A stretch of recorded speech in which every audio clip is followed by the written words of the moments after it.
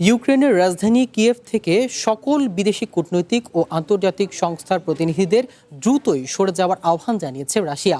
মস্কোর দাবি আগামী ৯ মে রাশিয়ার বিজয় দিবস উদযাপন উপলক্ষে বড় ধরনের নাশকতার পরিকল্পনা করেছে জেলেনস্কির প্রশাসন।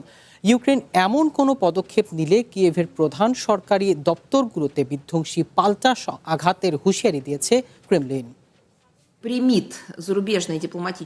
রাশিয়ার মানুষের কাছে পবিত্র বিজয় দিবস উদযাপনকে লক্ষ্য করে নাশকতার ছক কষছে কিয়েভ। আমরা সকল কূটনৈতিক মিশন ও আন্তর্জাতিক সংস্থাকে এই সতর্ক বার্তা অত্যন্ত গুরুত্বের সাথে বিবেচনার আহ্বান জানাচ্ছি। জেলেনস্কি প্রশাসন যদি কোনো সন্ত্রাসী কর্মকাণ্ডের চেষ্টা চালায়, তবে কিয়েভের গুরুত্বপূর্ণ সরকারি দপ্তরগুলোতে রাশিয়া অনিবার্য এবং ভয়াবহ পাল্টা আঘাত হানবে।